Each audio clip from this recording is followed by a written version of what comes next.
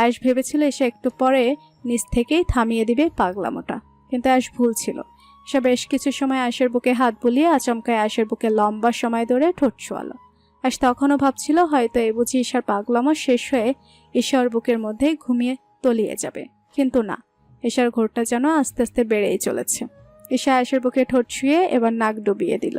বার কয়েক নাক ঘষতে আয়েশ আর নিতে পারেনি। আচমকা ঈশার মাথাটা সেভাবেই চেপে ধরলো বুকের সাথে, আটকে আসা গলায় বলল, ঈশা প্লিজ আর না, এবার অ্যাটলিস্ট ঘুমা। ঈশা কিছু না বলে আয়েশ যেভাবে ওকে বুকের সাথে চেপে ধরেছিল সেভাবেই চুপচাপ শুয়ে রইল।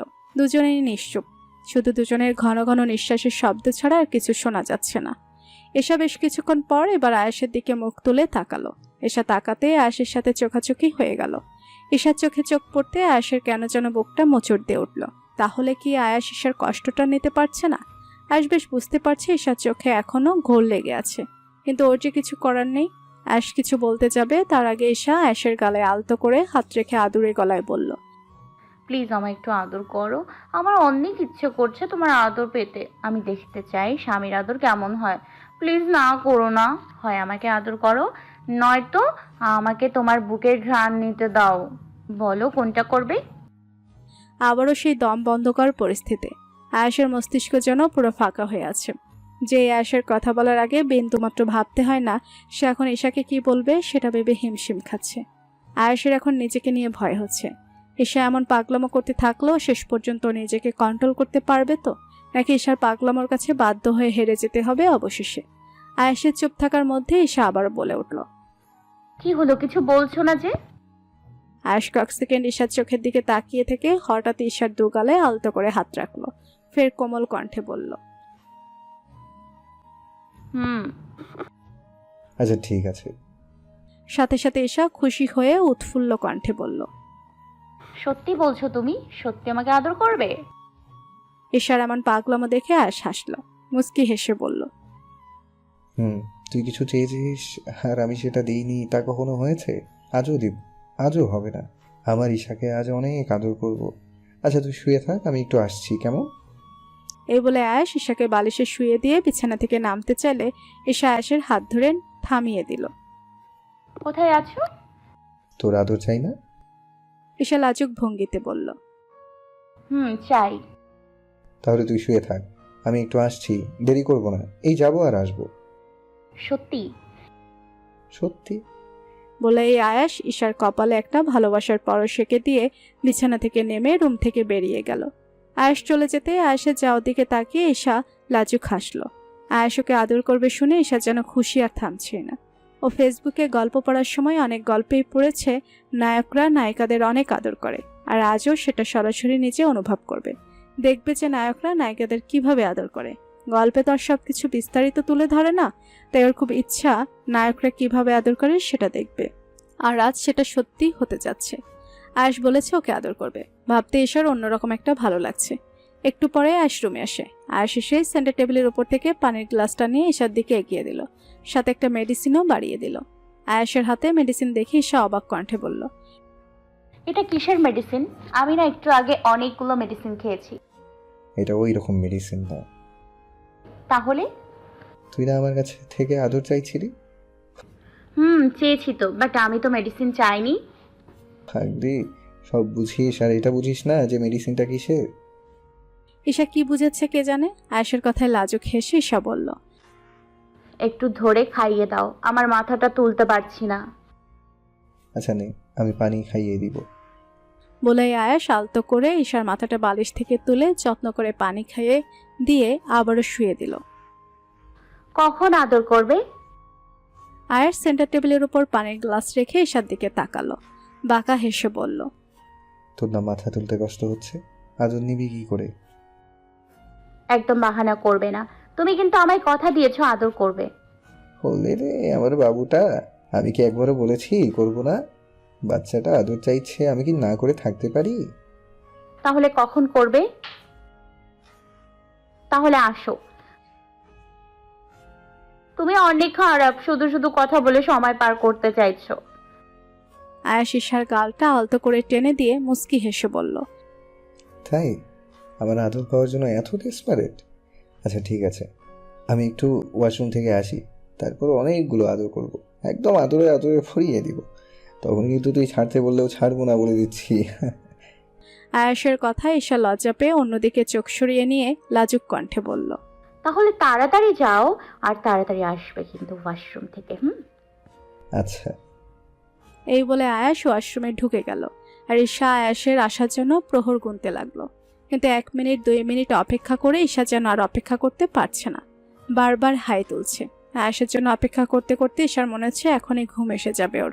কিন্তু ঈশা ঘুমাতে চায় না, তাই নিজের সবটুকু দিয়ে চোখগুলো মেলে রাখার আপ্রাণ চেষ্টা করতে লাগলো। কিন্তু ফলাফল শূন্য।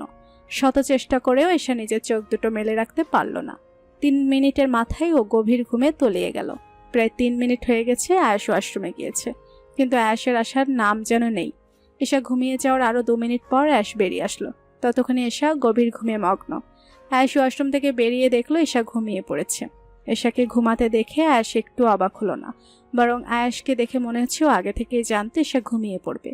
আয়াস স্বাভাবিকভাবেই বিছানায় এসে বালিশের পাশ থেকে টি শার্টটি নিয়ে গায়ে দিয়ে দিল। তারপর বিছানায় শুয়ে ঈশার মুখের দিকে তাকিয়ে রইল একদৃষ্টিতে। আমার ভেতরে ঝড় তুলে দিয়ে এখন দেখো কত শান্ত হয়ে ঘুমাচ্ছে। এই মেয়েকে দেখলে কেউ বলবে একটু আগে এই মেয়েটা আমার কাছ থেকে একটু ভালোবাসা পাওয়ার জন্য কতটা পাগলামি করলো? ভাবলি তার নাকি আদর লাগবে। কথাগুলো নিজ মনে বিড়বিড় করে আচমকায় আয়াস ঈশাকে একদম নিজের কাছে টেনে নিয়ে ঈশাকে শক্ত করে বুকের সাথে জড়িয়ে ধরল। এতটাই শক্ত করে ধরেছে যে যেন ঈশাকে পারলে এখনই বুকের ভেতর ঢুকিয়ে নেবে। কিছু সময় সেভাবেই চুপচাপ শুয়ে রইল। ঈশা গভীর ঘুমের মধ্যে থাকায় আয়াসের এমন জোরে জড়িয়ে ধরাটাও ওর ঘুমে বিন্দুমাত্র বেগ ঘটায়নি। উল্টো আয়াসের শরীরের উষ্ণতা পেয়ে আয়াসকে আষ্টে পিষ্টে জড়িয়ে ধরেছে। ক্ষণকাল বাদে আয়াস ঈশার মাথার তালুতে হালকা ঠোঁট ছুঁয়ে দিয়ে নিজে নিজে বলে উঠল, সরি ইস্যু, আমার এটা করা ছাড়া আর কোনো উপায় ছিল না।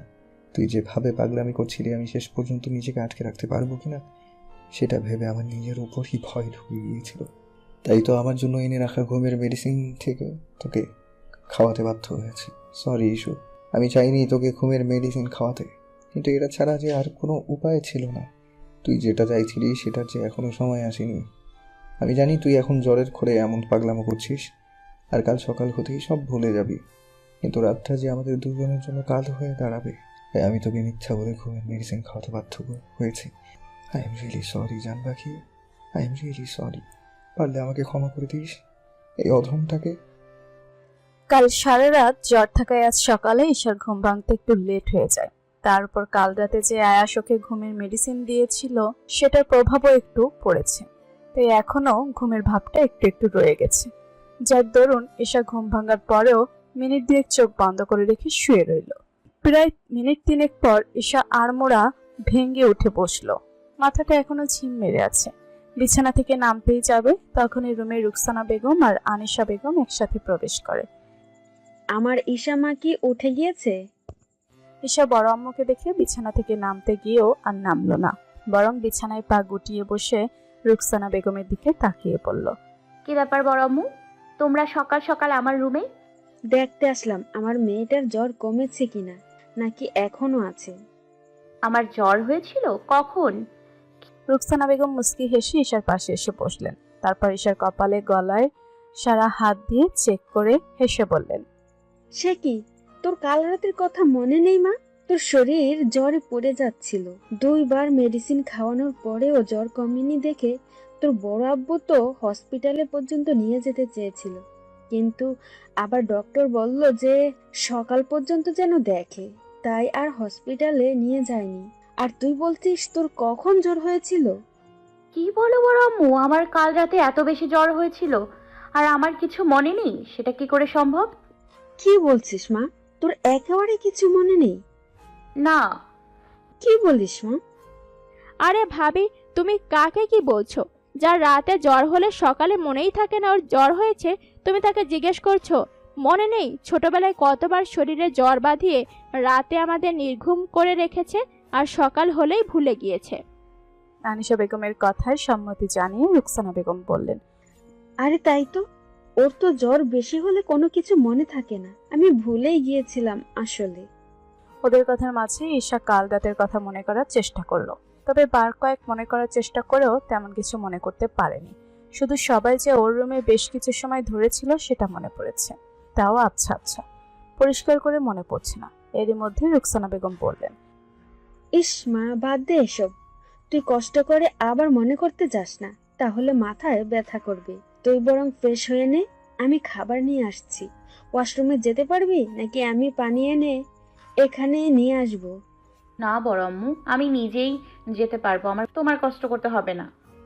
বলে ঈশা বিছানা থেকে নেমে 2 কদম দিয়ে আবারও কিছু একটা ভেবে থেমে গেল।